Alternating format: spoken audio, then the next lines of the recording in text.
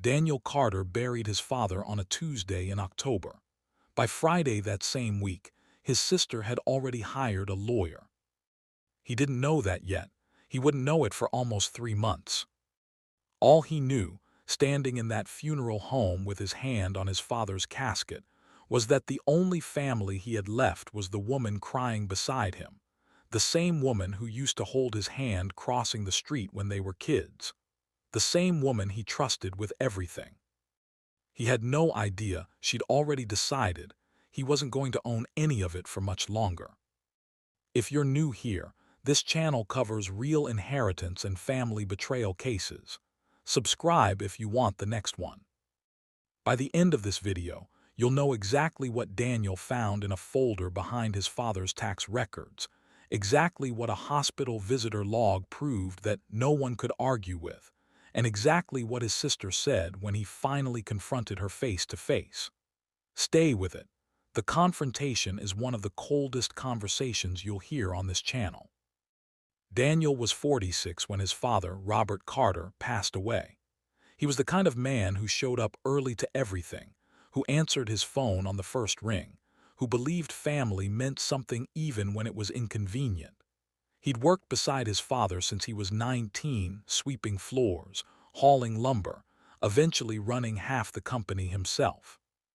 Robert built Carter Builders from a single pickup truck and a box of tools into one of the most respected construction firms in the region.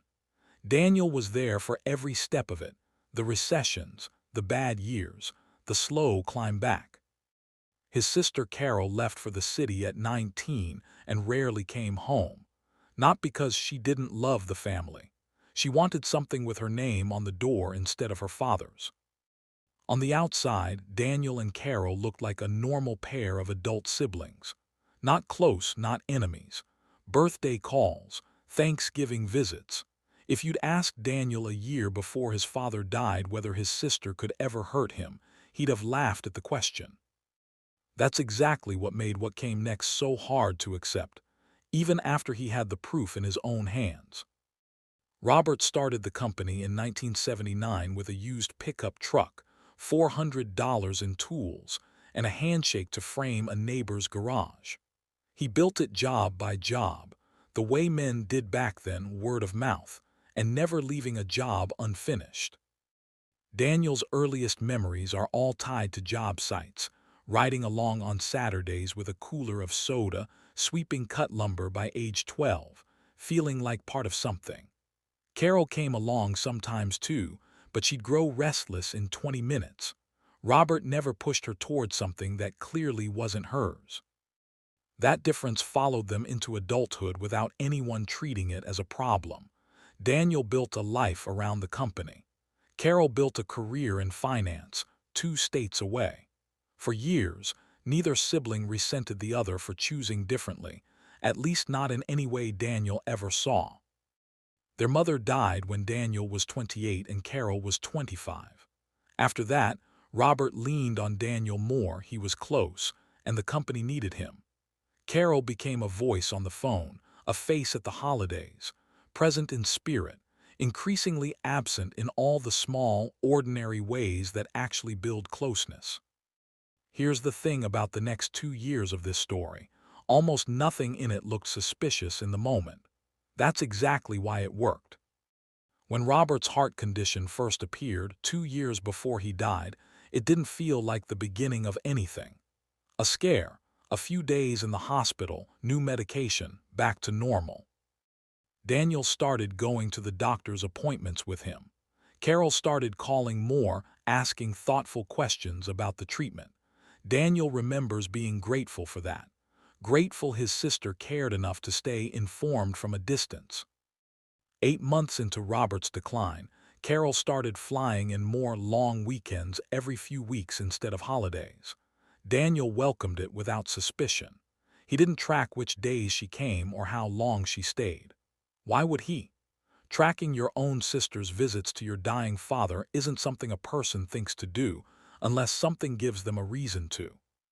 He was too deep in it, running the company, managing his father's care, managing his own exhaustion, to notice a pattern forming underneath all of it. Looking back now, small moments come back to him differently. Coming home early and finding Carol and their father go quiet the second he walked in. A phone call where she asked, almost too casually, whether Robert had been keeping up with his paperwork. A joke at dinner about the will that everyone laughed at, including Daniel. None of it looked like anything. That was the whole point. By the final months, Daniel was running on pure routine, checking on his father before work, calling at lunch to confirm medication, sleeping on the couch more nights than not. He didn't have the bandwidth left to ask why Carol's visits always landed on days he had early meetings. He was too far inside the exhaustion of caregiving to step back and see the shape of what was happening around him. And here's the part Daniel still struggles to sit with. It wasn't carelessness that let this happen. It was love. His total devotion to his father, the long hours, the sleepless nights, is exactly what created the blind spot someone else could move through unnoticed. The forensic accountant who later worked this case, a woman named Patricia, told him this is one of the most common conditions for this kind of exploitation. Not distance, not neglect. The simple fact that the person caring the most has the least capacity left to watch for anything else. Robert died peacefully in his sleep on a Sunday morning in early October, Daniel by his side. Carol flew in for the funeral, and for a few days, grief made the old distance between them feel small. They held each other. Old employees came up one by one to share memories of the man who'd given so many of them their start. Daniel remembers thinking, in that exact moment, that losing their father had brought them back to something simple and honest. He had no idea that within a week, Carol would be sitting across from an attorney, explaining exactly how much of the company she believed belonged to her. 3 weeks later, Daniel sat down at his father's desk to sort through 40 years of paperwork. What he found in the next 20 minutes would end up in a courtroom.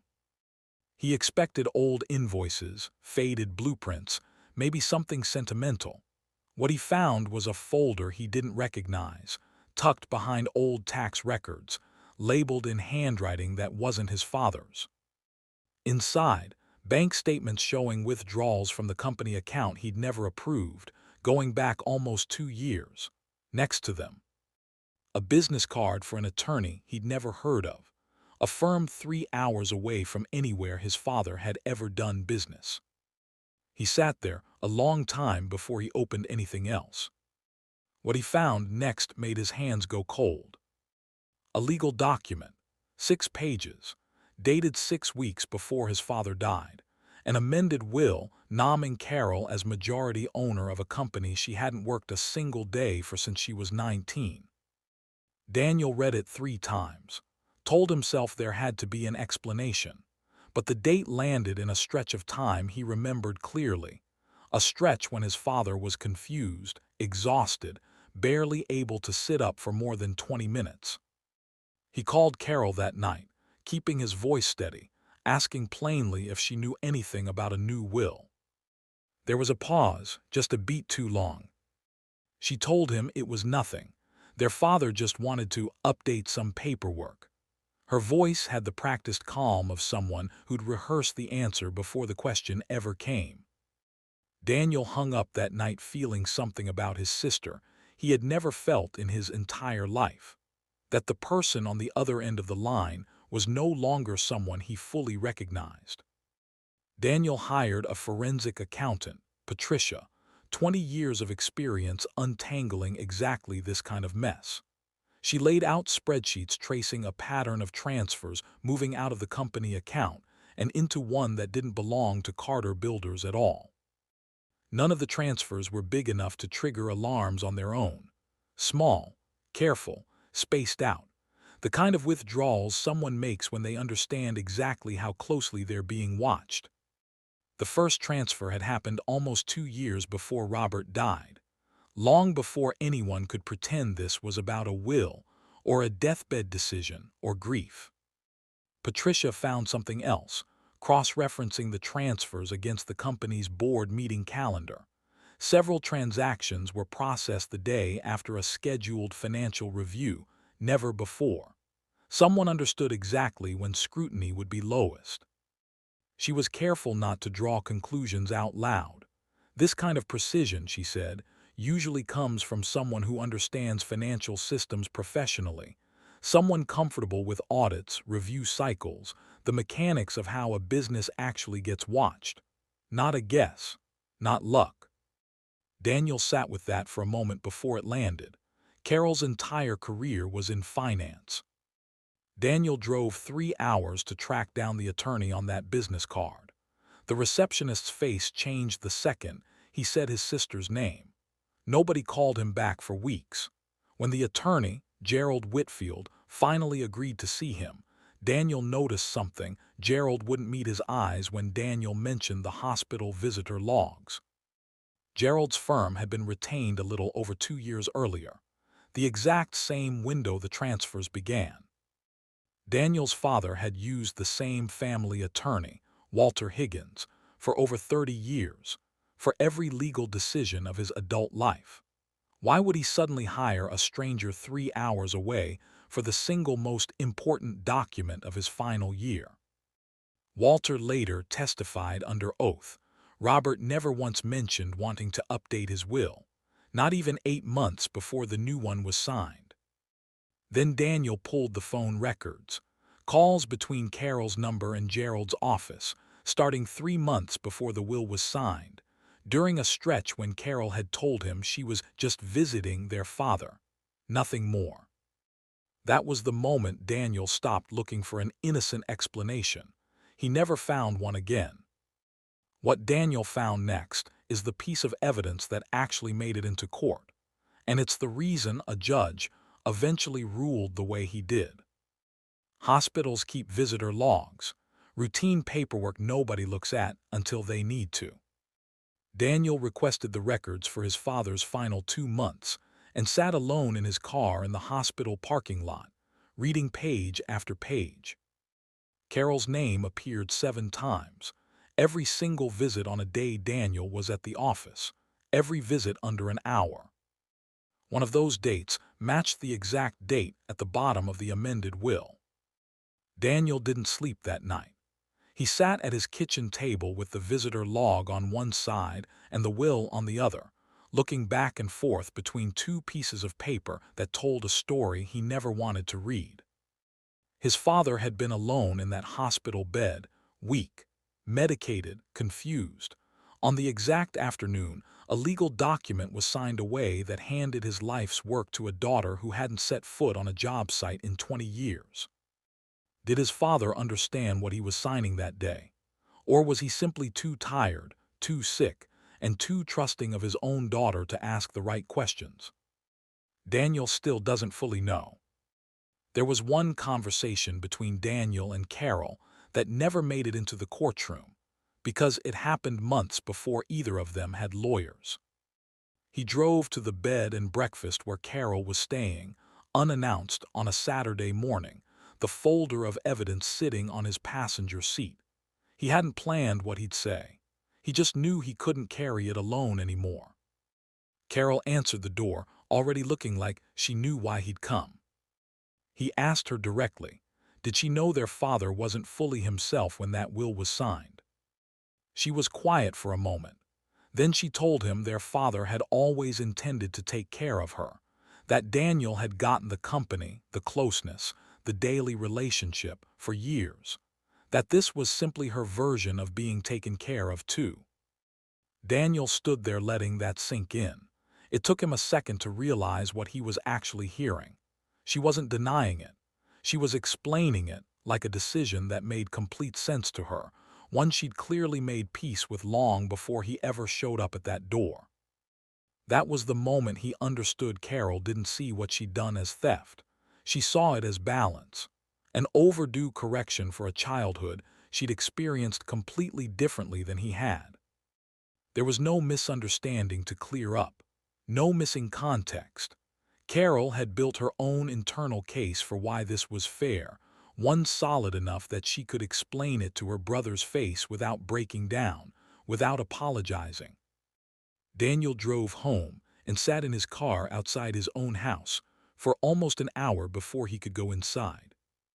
Everything after this point, the trial, the witnesses, the verdict, comes down to one question the judge asked out loud, a question Carol's own attorney couldn't answer. That moment is coming up. Daniel formally contested the will in late November. His lawyer was blunt. This wasn't about hope anymore. The evidence pointed to something courts call undue influence, a vulnerable person steered into decisions they wouldn't have made on their own. What Daniel didn't know signing those papers, Carol had been preparing for this moment far longer than he realized. Her attorney had already built a file defending the transfers as gifts, framing the will as their father's genuine final wish, and quietly gathering statements meant to paint Daniel as controlling and difficult. She had an answer ready for almost everything. She hadn't made one bad decision in a moment of greed. She'd been thinking several steps ahead the entire time. The trial ran nearly 2 months. A few moments mattered more than the rest. Eleanor Briggs, the company's bookkeeper for 18 years, testified that transfers above a certain amount required a second signature, and that several of the transactions in question had been structured specifically to fall just under that line. Not an accusation, just a description of how the system was built to work, letting the numbers speak. Diane Walsh, a hospice coordinator who'd overseen part of Robert's care, testified that patients in his stage of heart failure frequently experienced confusion tied to medication and oxygen levels, a confusion that could look, to an outsider, like ordinary tiredness. Based on his medical records, Robert was very likely in one of those periods on the exact day the will was signed. Carol's side called Howard Pierce, an old family friend, who testified Robert had once mentioned, in passing, wanting Carol taken care of. On cross-examination, Daniel's attorney asked him directly, did Robert ever specifically mention changing his will or transferring ownership of the business? Howard admitted he had not. Then Carol took the stand. Short, careful answers. She'd simply wanted more time with her dying father, she said. Any talk of the will had come from Robert, not her. When Daniel's attorney asked why the transfers began nearly 2 years before their father's health ever declined, long before any deathbed decision, could explain it, Carol paused. A long pause. She said she didn't have a clear memory of when the arrangement started. It was the first time in the entire trial her composed, rehearsed answers actually broke. The turning point came when Patricia laid out her full timeline, every transfer, every hospital visit, every date the new attorney appeared in the family's life, all overlapping too precisely to be coincidence. The judge reviewed it in silence for several long seconds, then asked Carol's attorney directly, why did the transfers begin nearly 2 full years before Robert Carter's health ever declined? There was no good answer.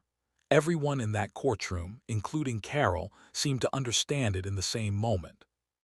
Daniel arrived at the courthouse an hour early the morning of the ruling, unable to sit still at home. When the judge finally read the decision, he walked through the same timeline Patricia had built, the transfers, the hospital records, the testimony, before stating clearly, the amended will could not stand. The evidence supported a finding of undue influence. The original estate plan would be reinstated in full. Daniel didn't feel the relief he expected. He felt something closer to a held breath finally released, an exhaustion so complete it took him several seconds to process what he'd just heard. He walked outside into air that felt sharper than it had that morning, and stood on the courthouse steps a long time before he could make himself drive back to the company his father spent his life building. Weeks later, going through the last of his father's desk drawers, Daniel found a letter folded into thirds, tucked behind an old address book he'd almost set aside without checking. Robert's handwriting was shakier than Daniel remembered. The letter wasn't addressed to anyone specific, more a private accounting Robert had been keeping for himself. He wrote about loving both his children completely and equally, about not wanting Daniel to carry the burden of managing Carol's requests on top of everything else, About hopping, he could handle the situation himself before it became something bigger than he could control. The final line simply said he hoped, whatever happened, his children would find their way back to each other, the way they always had as kids. That letter was the moment Daniel finally let himself grieve his father completely. Not just the loss of his presence, the loss of a private struggle Robert had carried alone in his final year, one he never shared even with the son who saw him every single day. Here's what took Daniel months after the verdict to fully understand, and it's worth slowing down for, because it explains exactly how someone drains a family business without anyone noticing for 2 years. The hardest fraud to catch isn't the kind that happens all at once. It's the kind that happens in small, careful pieces, spread out just far enough apart that no single transaction ever looks unusual on its own. Carol didn't take one large sum. She took dozens of smaller ones, almost all under the threshold that would trigger a second signature, spaced across nearly 2 years. The early transfers were small enough to pass as routine business expenses. Someone understood the rhythm of the business well enough to know which months could absorb the loss without questions. This is what's legally called financial elder exploitation, and it rarely looks like a single dramatic theft. It looks like a slow pattern of small requests carried out by someone the older person trusts completely. A son, a daughter, a caretaker, someone with regular access and almost no oversight. Contesting a will isn't about disagreeing with what it says. Courts assume people have the right to leave their money to whoever they choose. What breaks that assumption is undue influence, proving someone used a position of trust, combined with the signer's vulnerability, to steer the outcome. That requires a pattern, not a single moment, which is exactly why Patricia's timeline mattered so much.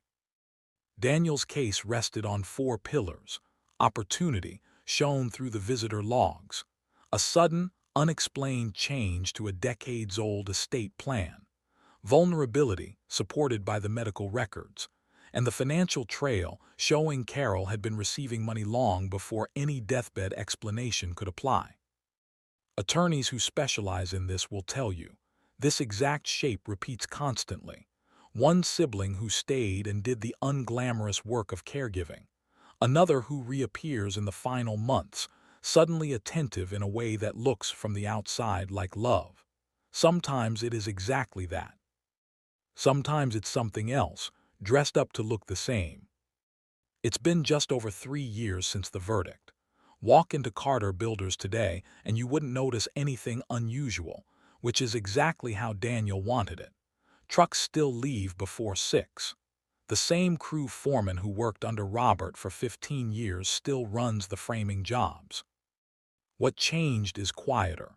Daniel brought in a second set of eyes on every major financial decision, not because he expects betrayal now, but because he finally understands that trust and oversight were never opposites. He still meets monthly with Patricia, not because anything's wrong, because regular review is simply part of how the company runs now. He got married 2 years after the verdict, to a woman named Rachel, a nurse at the same hospital where his father spent his final months. They have a son. One of the first things Daniel did after his son was born was sit down with a lawyer and update his own will, to make sure there would never be any ambiguity for his own kids the way there had been for him. He has no plans to reach out to Carol. As far as he knows, she hasn't tried to reach him either. He stopped pretending the sister he grew up with and the woman who sat across a courtroom from him are the same person. He doesn't wish her harm, he just doesn't know who she is anymore. Robert Carter spent 40 years building something with his own hands, believing it would stay in the family exactly the way he intended. It nearly didn't. The fact that it still carries the Carter name today isn't because nothing went wrong. It's because Daniel was willing to find out exactly what did. What do you think really happened in that hospital room? Did Robert understand what he was signing, or was he simply too sick and too tired to say no? Would you have caught the warning signs at that dinner table a year before any of it came out? Tell me down below. I read every single one, and I reply to the ones that surprise me.